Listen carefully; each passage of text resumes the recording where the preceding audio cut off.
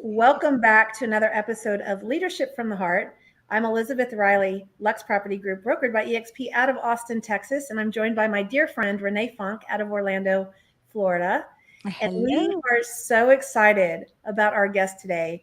I'm a little bit biased because I've known Yvonne Taylor for many, many, many years. Our children, we met because our children were in school together in elementary school. Our oldest, actually, you have one, and Yvonne, if you need some more, I have a few I can send to you. But our oldest kids, our boys, were in school together, and we became friends that way. But it wasn't until a few years ago that we crossed paths in a different way, in a unique way, as business owners, as women in business, as boss babes. And so I am so excited about this conversation today. So, hello, Renee. Hello, Yvonne. Hello there. Hello, Yvonne. Hi. I'm so glad to be joining both of you. Really excited to talk. Elizabeth is always so full of energy and so full of encouragement. And I'm just really glad to be with both of y'all to talk about work and women in work and women in business. You're so sweet. This will be the Elizabeth hour. No, I'm playing. So normally we get in and we're just talking about questions, but I want to give a little bit backstory if that's okay. Like I mentioned, our kids went to school together. I was blessed that you were one of my clients. So a while ago, I helped you sell your home, and then we bought another home, which was so amazing. The views, right? For Yes. you and your son, and it was just a really great, stable, new chapter for you. And we just actually sold that home so you can start a new chapter. And it was from that closing. We were both sitting at the closing table talking about what she was going to do. And we'll dive into this a little bit deeper. But the reason she was selling this dream home of hers was because you realized it's time for me to invest in me. And I have so much to offer, and I have so much to give, and this is me time. And I just think that's so awesome, because I think as women, sometimes we put ourselves second. Actually, I know we do, right? Whether we're a wife, mother, business owner, whatever, we all of our needs tend to come second. And so the power that was in that room and the energy, just you and I having that conversation, that you're like, I'm owning this. I know I have so much to give. I'm just so excited about this. So I was speaking last week at an event in Dallas, and one of the things I talked about was women empowerment.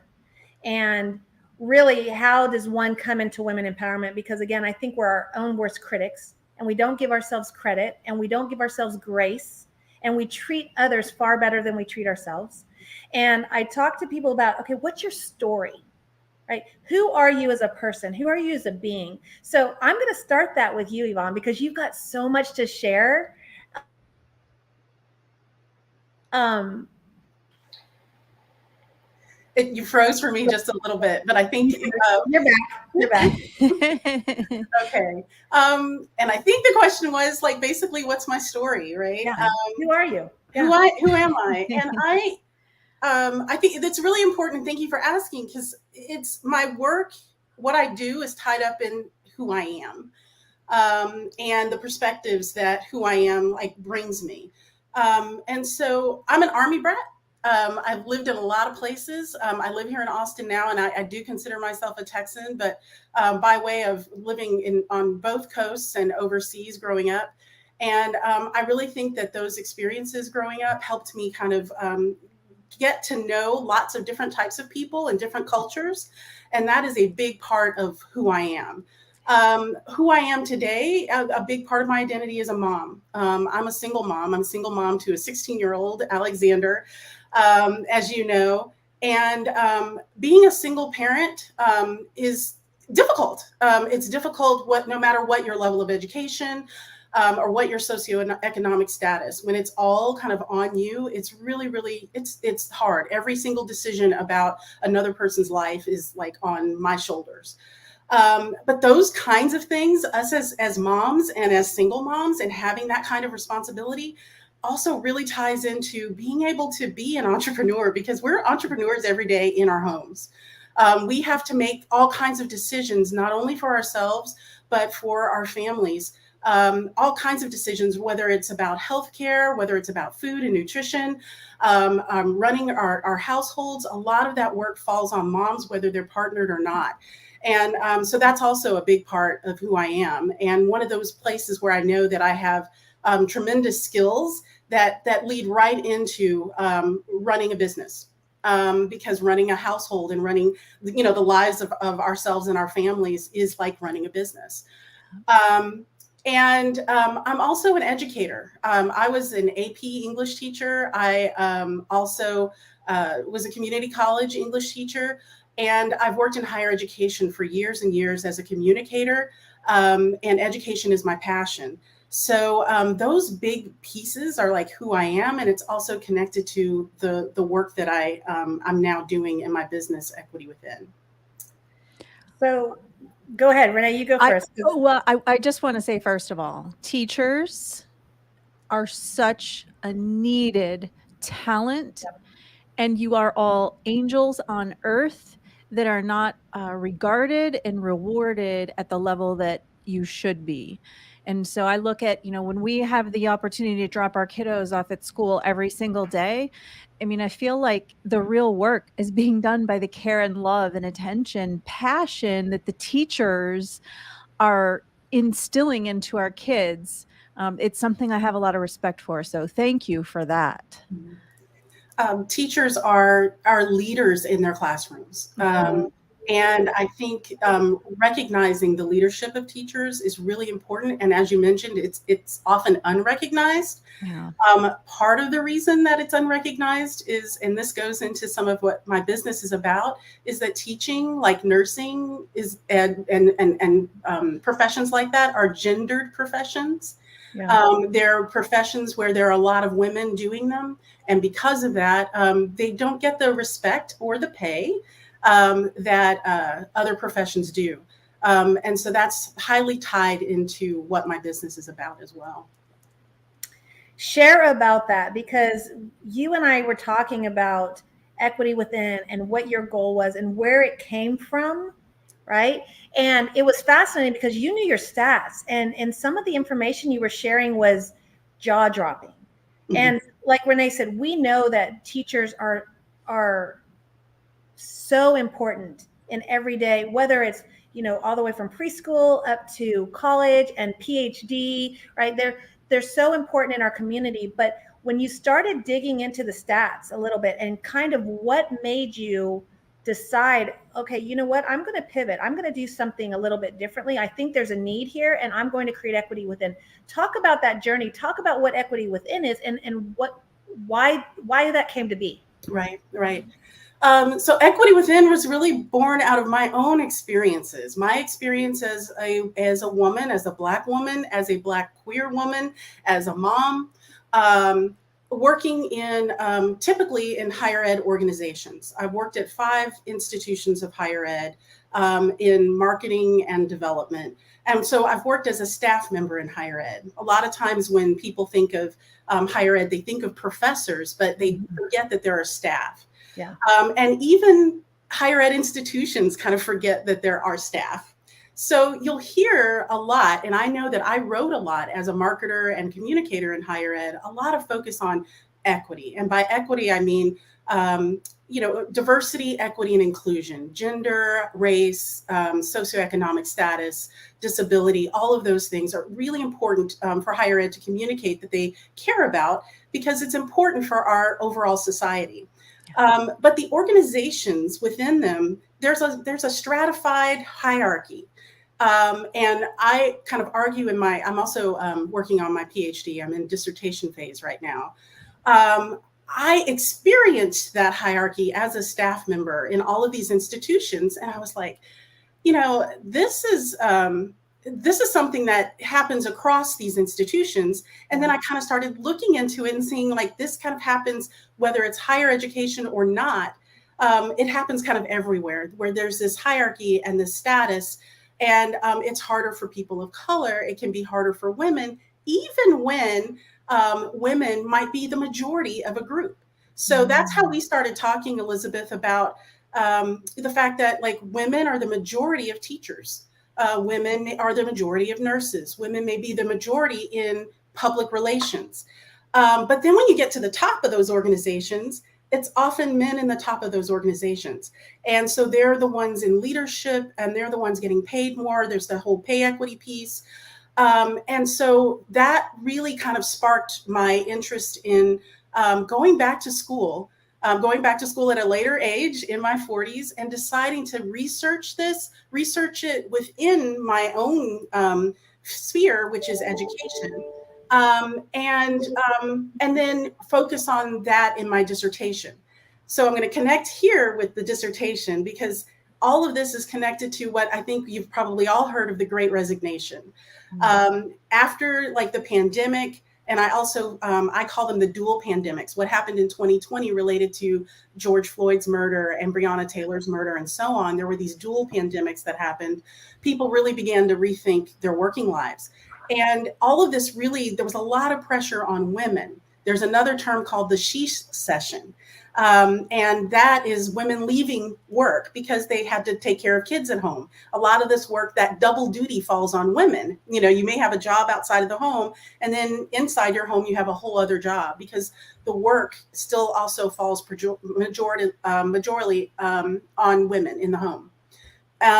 So I decided to leave my place of employment, my full-time job, and do something that allowed me more flexibility with Alexander as well as with my research. But then I looked around me and I saw like all of these people leaving at the same time, all these women leaving at the same time, professional women. And so I decided to do my dissertation is called, we don't even have a name, Women Knowledge Workers Exit Higher Education. And that's what my research is. But as I was doing the research and doing my work, I realized that I could actually be doing quite a lot as a consultant, talking to these organizations that actually do want to be doing this equity work, but are missing big pieces of that work within their organizations. And in particular, my work is about doing that work, helping to do that work within higher ed and education nonprofits. They produce a lot of the management research that I'm actually researching to find all this out, but they don't always follow that research themselves. They're not always reading that research themselves. And so that's in part what my goal with equity within is about. Do you think it is just uneducated or, this information that you have and that you're sharing, is it that people are just too busy to take notice, or they're just not educated, or it's just insignificant to them? What do you think the root is from that? I think it's the way things have always been done. Okay. It's inertia. So inertia is part of it. And I'm going to speak specifically to higher ed right now. Part of the issue in higher ed and also in nonprofits is they promote leaders who are faculty.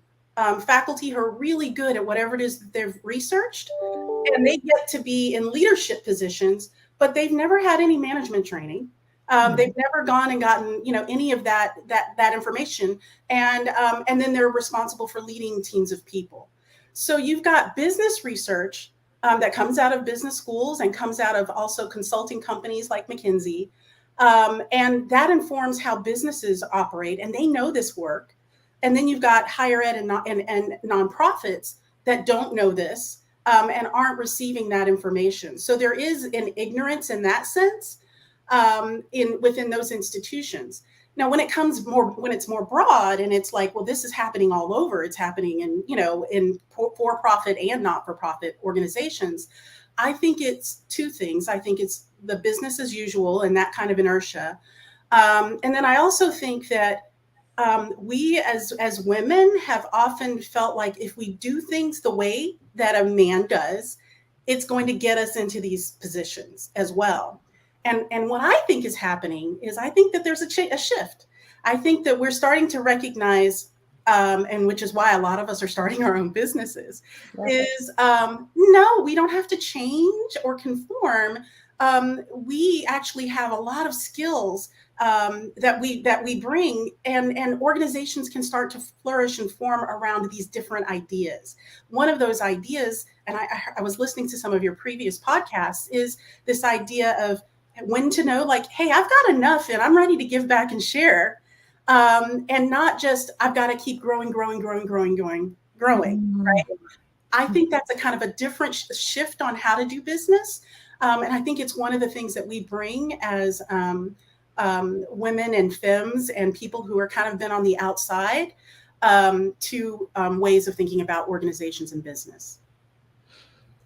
I love everywhere when you're focused on this equity. I kept coming back to Elizabeth and I are obviously both in real estate. And I think the statistic is hovering around 65% of all realtors are women, right? And so there again, another industry where the majority are women thriving and growing in the organization. Now, I will say in the real estate industry, I'm proud to see women and female leadership emerging at a faster pace. And I'm really curious to think, is that because we're all saying, okay, we're passionate and we're coming from contribution, so we're leaning into and stepping into that gap? But I'm really happy to see that in our industry. Elizabeth, I think you could probably say the same, right? You're seeing more and more females stepping up and leaning in. Yeah, absolutely. And I think that's where the power is and all the excitement comes from, because I really think it's more of a confidence, and women are stepping up and supporting each other in different ways. Yeah. Right. And I think that makes a big difference. I talk about this all the time too. It's who's your board of directors? Who are you surrounding yourself with?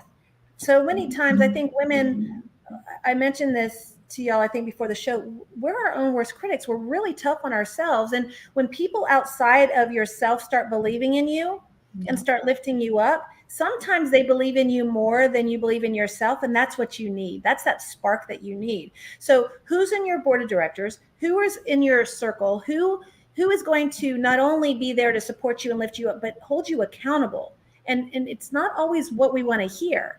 Those people that are pushing you, and that changes over time. Your board of directors is going to change. You're going to outgrow some people. Some people are going to outgrow you. But the beautiful thing is, as women, I think now that we're getting that confidence, it's not a competition anymore. I think for so long it was a competition, and now we're like, wow, we're great individually, but we are so much stronger together. And let's lift each other up as we climb, no matter what that looks like. So I think that's where maybe a lot of people are giving themselves permission. I think, Yvonne, you gave yourself permission. Hey, there's a need. There's a disconnect somewhere. How can I add value? And what I love about you is that you could have joined an organization or another organization, and you could have been on that totem pole somewhere and added value where they felt it was helpful. And you said, no, I'm going to take that power. I have so much to add and to share. I'm going to start my own business. I'm going to do my own thing and support other women in other ways. So I really think it's a combination of just us getting as women more confident. We have the education, we have the knowledge, we have the business acumen, and then surrounding ourselves with those people that are going to continue to lift us up and help us and let us lift them up as well. Absolutely. I can say for certain that was a big reason that I made the leap when I did. So I'm in a PhD program, and as a lot of PhD students know that it can be extremely competitive, very within your department, and let alone when you actually go out and try to get a job as a professor. And there are so few jobs that it's competitive for people, within your program, you're competing with each other. But that's not how in my cohort it's been. We've all really helped and supported each other. And in particular, the women in my PhD program really lift each other up. And will, if they have an idea that they think, hey, your research and your lens would be really helpful here, we collaborate instead of competing with each other. Yep. Love it. And I will say too, that when I was thinking about doing this business, my first thought was, I need to have a job and kind of do this on the side, right? And I had coffee with a really good friend of mine, Jessie Newfield, and she said, why? Why are you doing it that way? And I was like, well, I have to. And she's like, I don't think so. I think you actually have everything that you need to kind of jump and do this now. And one of the things you could do is talk to the company you're currently working with, and maybe they could be your first client. And I thought, oh, that's a great idea. That's really risky, but it's a great idea. And then that was also when I thought, well, maybe I actually think I can do this, and I can sell my condo, my dream condo, make some money and have that in the bank as a safety net. and then try to make this leap. And as I was trying to make the leap, I talked to Mindy Galati, who is in Austin. She's an attorney and she works in the diversity, equity, inclusion space. And my 30-minute conversation, it was just a consultation appointment. She gave me so much information. She's like, this is what your skill set is. This is what I think you could charge. She just didn't gatekeep any of that knowledge or information. Mm. And so I had this really insightful, intelligent, amazing woman who didn't know me. You know, we had a 30-minute conversation. She did not gatekeep that information. She shared it with me, and it did give me the confidence. And I thought, I can write a proposal with this. I can write a proposal, and that proposal was accepted, and I launched into my business. And so it was truly collaboration and truly a network of amazing women who like helped give me that confidence to do this. Well, that goes back to Elizabeth mentioning the board of directors that's around us, each and every one of us. And you, in that moment and sense, have found yourself surrounded by others who are there, ready, willing, and able to be uplifting, because we realize that we're helping others and it helps us grow simultaneous. It's been such a phenomenon for me to experience, you know, being newer in some leadership roles over the last 5 years, how much we learn while we're teaching, or how much we learn when we're collaborating. Because collaboration, as we all know, right? Collaboration works because we're focused on contribution to others. And it still baffles me when I'm in that position and I go, oh my goodness, I'm providing information that I've learned to others. And I feel as though I learn an equal amount simultaneous, which I think is an incredible thing for us all to realize, that in that fact, there should be no reason why we shouldn't be sharing with all those around us, because it's helping us become stronger, more knowledgeable leaders in the areas that we're passionate about every day. Absolutely. Absolutely. It feels good. You know, it feels good to work like that. And what you just described is actually one of the gifts of teaching. Period, is that when you're teaching, you learn so much more even from your students than you're giving. Yeah. And so in this kind of work too, and in working kind of as an entrepreneur, and then reaching out and meeting other women, women who are doing this work as well, wherever they are. It's like, I jokingly, but not so jokingly, call it like this orb, like an orb of light that I get to share. And when I meet somebody else who recognizes it, and then they're sharing back, there's this feeling of a really powerful feeling of like growth and healing in that. And so that's kind of how I like to visualize it, as this kind of, you know, orb of light that we kind of share with each other in working this way. I think it has to do really with intention, right? You talk about leadership and people wanting to climb the ranks. I think it's very different for men than women. Men want to climb the ranks. It's almost like their value is tied to the next role, the next position, climbing. With women, I think it's a lot different. And it's the intention. For us, I mean, I never really saw myself in leadership. I never wanted to be in leadership. But what I started recognizing is, all of a sudden, when you start raising your hand saying, yeah, I'd love to contribute, I'd love to be a part of that, sitting at those tables, right, having those conversations, and then you're inspiring people in ways that you never realized you were inspiring them by just being yourself. I mean, for example, you talk about the woman, Mindy, that just had a conversation with you for 30 minutes. That's probably what she can say in her sleep. That's probably information that she spills out to 30, 40, 50 people, who knows how many people. But that impact it made on you completely transitioned your life. And she probably had no idea that would have happened, or had that expectation or that intention. She was just doing something nice. And hey, I'll add some value if I can. This is what my experience is. But look at the life change it's done for you. This was not just a brief conversation that went like flitted by. From that, it built your confidence. It built your desire. It put your words and thoughts together, and you've launched something pretty remarkable. So if each one of us in our day and in our conversations, we're being intentional and we're making those conversations with people and connecting with women, no matter where they are in their journey, we could have that impact on one person or two persons or three persons. What will this world look like when we're making an impact in a big way? And I think women have the power to do that very, very differently than men. And I'll say too that these kinds of masculine ways of doing business are harmful to men as well.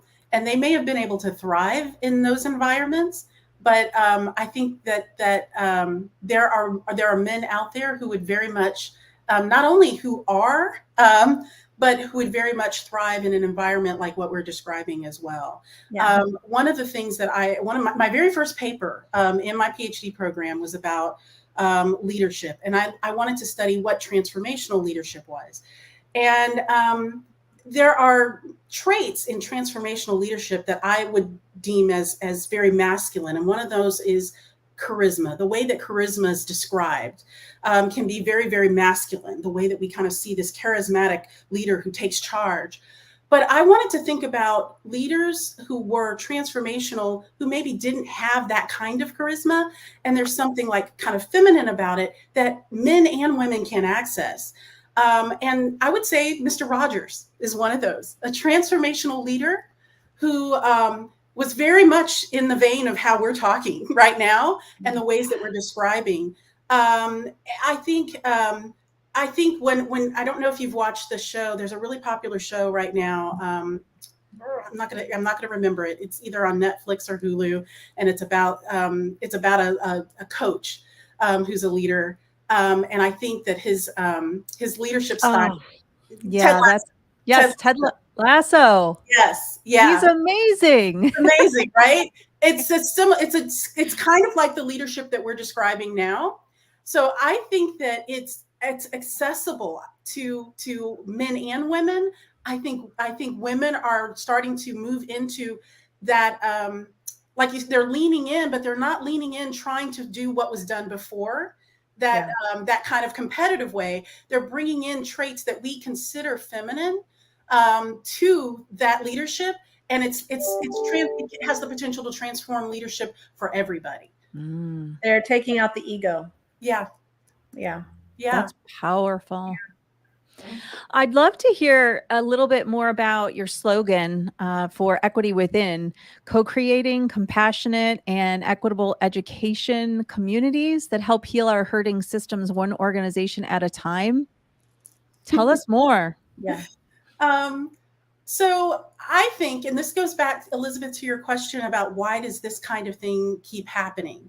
I think our systems, the foundation of our systems, the way that they were, how do I put it? The way that our organizations are still built on a factory model.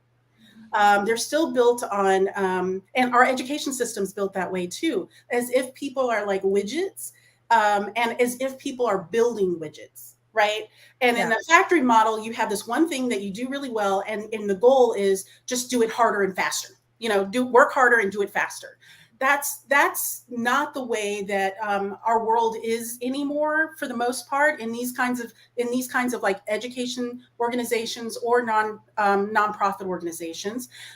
They're about creating new knowledge. They're about creativity, and building new things and innovation.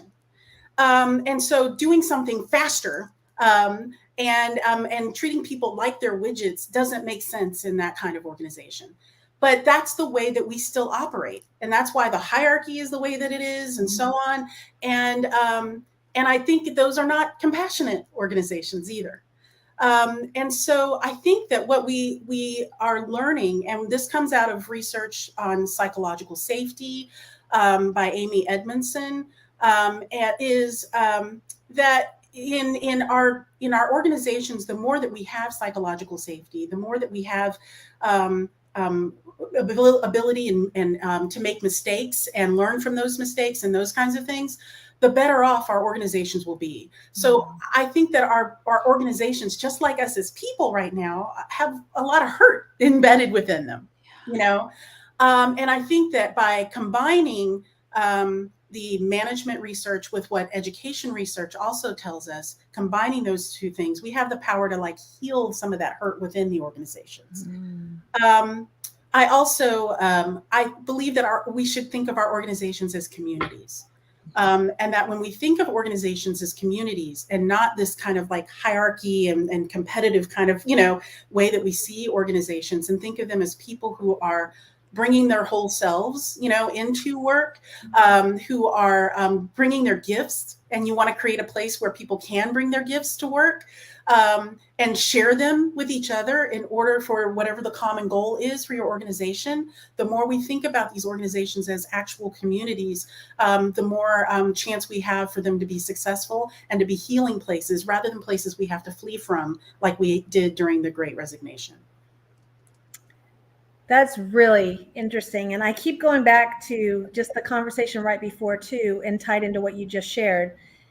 And I keep thinking about you as a single mom raising a strong Black man, 16-year-old. And I have the gift of hindsight because I've got to see Alexander grow up, and I see who he was when he was in elementary school, and who you were as a mom. I mean, you were there. He played basketball with Tripp, and you were there, right? And it's, again, being a single mom is probably, it's got to be the hardest thing in the world. I would always joke when Wes traveled and I was like, I'm a single mom, but I really wasn't, because I had a lot of the support and the systems, even though he wasn't physically there. But I also think being a single mom's hard just because you're the entertainment. I always joke, I'm like, I have 4. I mean, if mine are bored or they want to go fight with somebody, I was like, you got 3 other people to go find. I mean, for you, it's you. You're it, right? Yes. But I've watched him, and I mean, obviously having conversations with you, I've watched him grow into an amazing young man, right? And what does he think about all this? Like, he's watched you, he's watched your struggles, he's watched your growth, he's watched your achievements. Tell me, what is that looking like as you're raising him? He's seeing you turn into, not that you've never been, but you're coming into your own, and you're showing, I'm a boss, babe. I've got this. What's his thought on all of this? I mean, I think he's probably cheering you on. Just, I know Alexander, but tell me, share with me what that looks like. He's super proud. He's super proud. Aww. And super encouraging. He has watched, and it's interesting seeing his perspective now that he's older, looking back on things that I did that he just kind of took for granted, as our kids do. Yeah. So I was very involved, as involved as I could be in his school and his after school and all of that. And during middle school, I was on the campus advisory council all 3 years and co-president the last year while working full time and in my doc program. And it was hard. And he, there are times that he struggled, and I kind of blamed being a single parent, and then saw my other, 2 parent friends, talking about the same kind of stuff that our kids were all going through. But he's now, and I'm this semester, I'm homeschooling him as well. Oh yeah, that's the other thing I forgot about. I mean, he's lost her mind a little bit, but that's where's your cape? Yes. Wait, I need to see your cape. Let's see. I know. Yeah.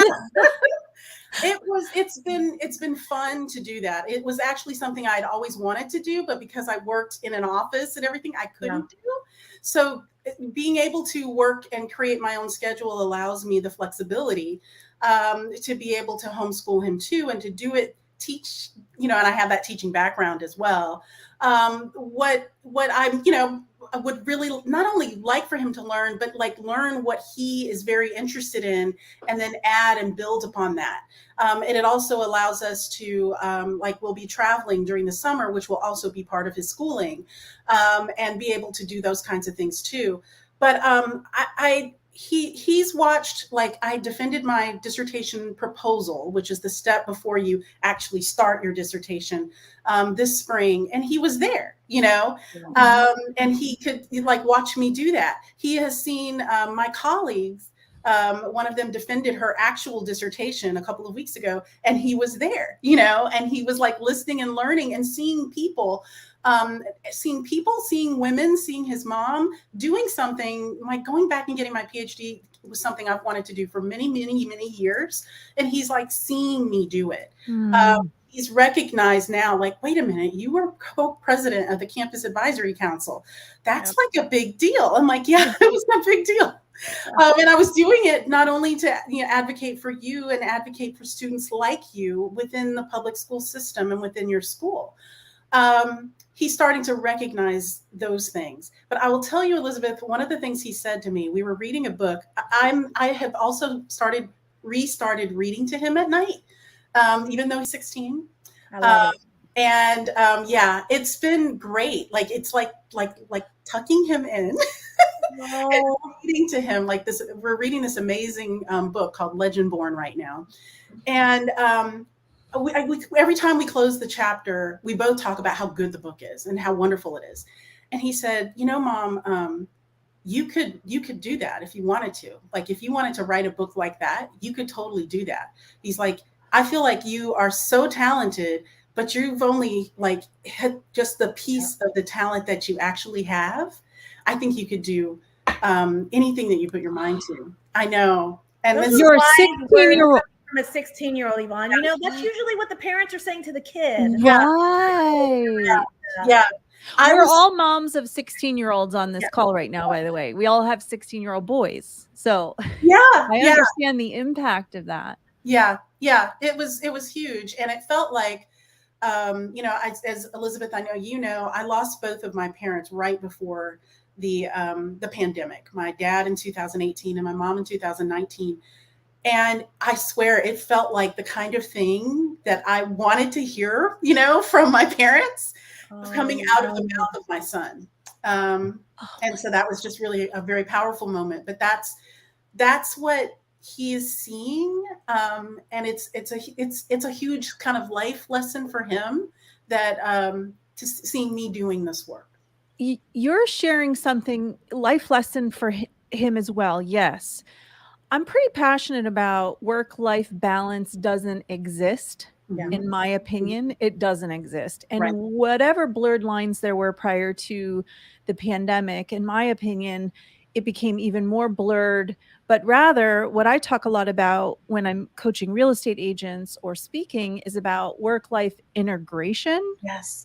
And what you're sharing, the way that you're integrating and giving that access and exposure for your son is critically important.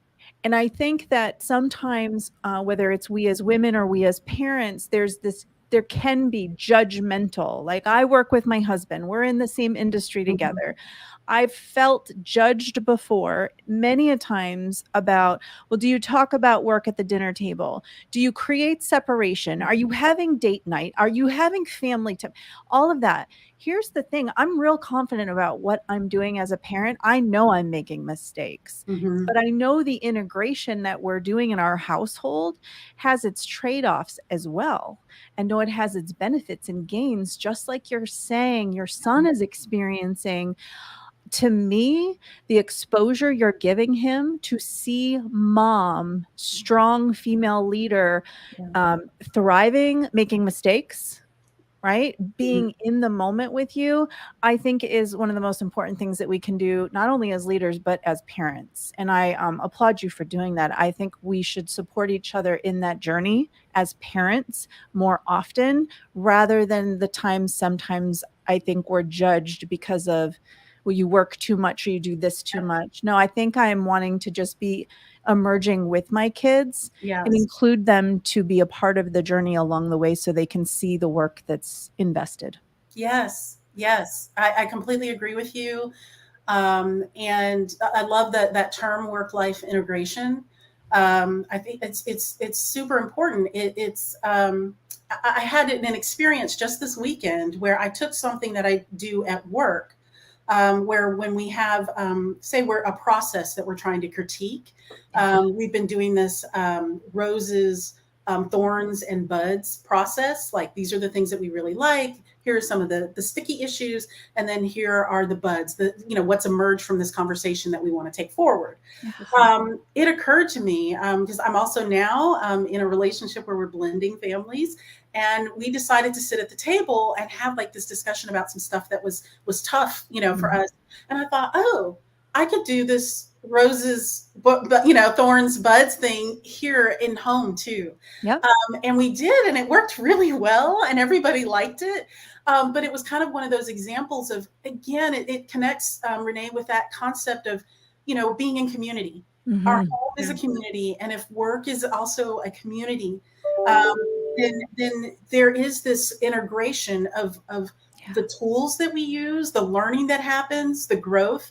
And I think that's that concept we then take also outside into our communities. Yeah.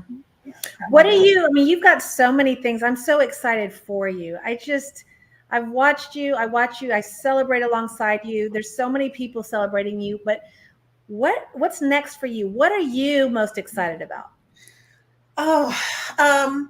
So I'm really excited about finishing my dissertation.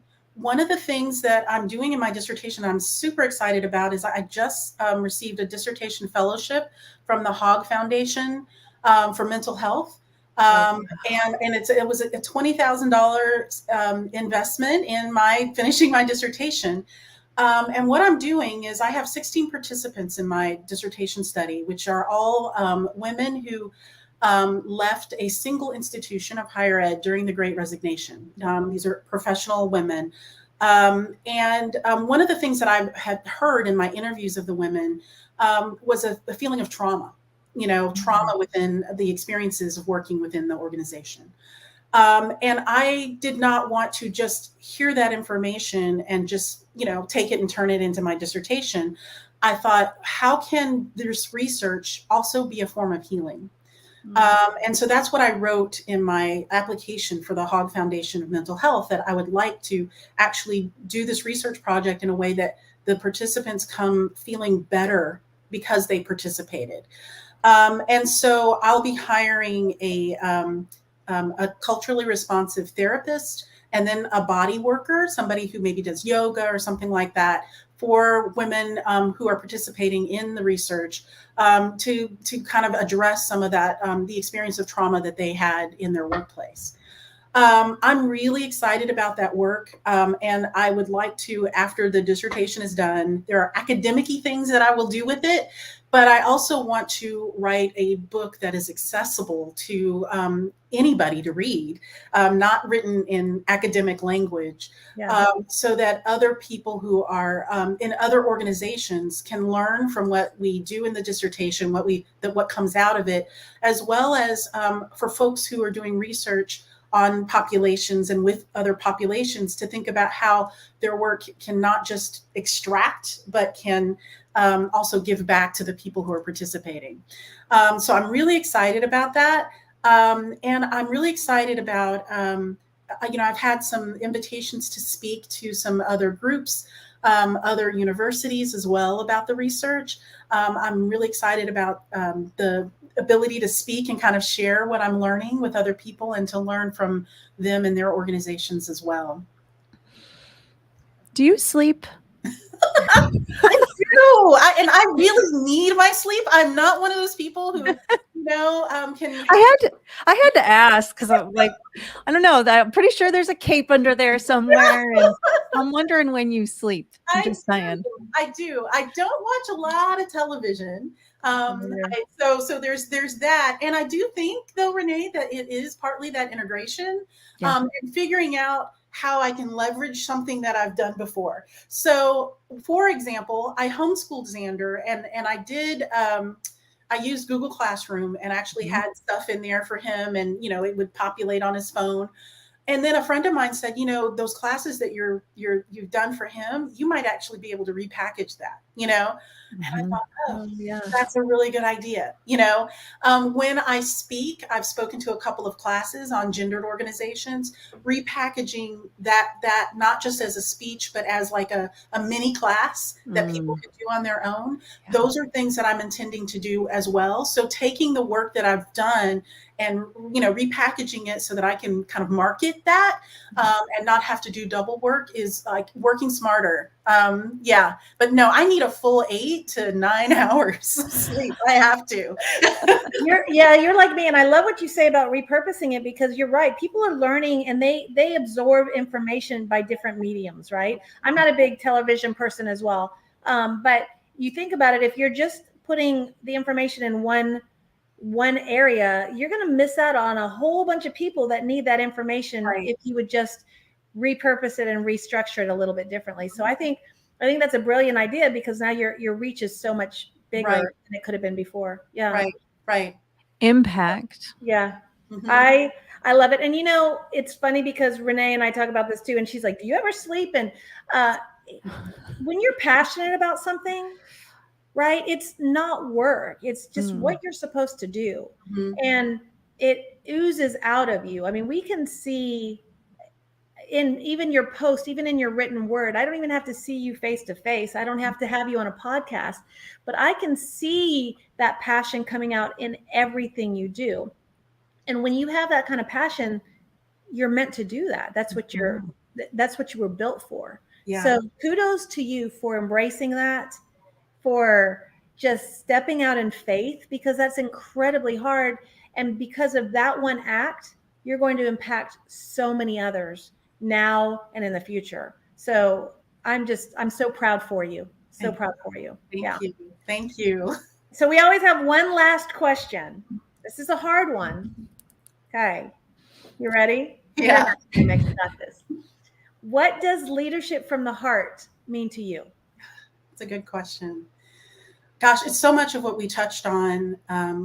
There's so much of what we touched on today. I think a lot of times we think that leadership is supposed to be, like up here, this like your intellectual pursuit and, and all of that. Leadership from the heart is about the care and compassion and what Bell Hooks would call radical love. That ultimately, I'm kind of a reluctant leader. I've not seen myself as a leader. I'm doing work that I'm passionate about, and I'm trying to make my corner of the world a little better. My having been here, make the world better in some way, whatever my gifts and talents are, and then to join with others who are like-minded, and who are trying to make the world better in whatever it is that they do as well. And that's very heart-centered. That is coming from a place of radical love for myself and for my community. And that community is, whether it's in my home or it's in my workplace or it's, beyond that in my city and my state and so on. The community expands, right, as we get to know people. And as I mentioned last night on Facebook, whether we know them only through the internet, that those folks are community. And that's the that sense of purpose is what, is where is the reason I do the work that I do. And is what I think leadership from the heart is about. Well, I will say you are making a difference. You are making your world better. You make my world better knowing you. I'm so blessed to have you as a friend. Thank you. We are so honored that you came and shared some of your time and your knowledge and your passion with us today. Thank you so much for your time. You certainly impacted this little corner. It's not so little though, Yvonne. You're building something big. I can feel it. We can all feel it. Thank you. Thank you both so much. I'm so honored to be here with you today to talk to you both. Elizabeth, from the first time that we met, which I think, our kids already knew each other, but we met on the basketball court, watching our boys fumble around with that ball. Yeah. You just have always been somebody in my corner, and I really appreciate that. I'm glad that you and Renee do the work that you do, and that you've also created this medium to share more of these ideas, which I think are really important. Very much so, my friend. All right. Well, we will keep watching you and cheering you on, and anything we can ever do to serve you, to reach out. But we are going to let everybody go now, and thank you for all of you for sharing with us today. Yvonne, if they want to find you, if there are people in the space that you are serving, what is the best way for them to reach you? Okay. My website is equitywithin.com. And they can email me at Yvonne, Yvonne, @equitywithin.com. Easy enough. Yes. All right, my friend, keep doing great things, and we will see you soon. Thank you. Bye, everyone. Bye.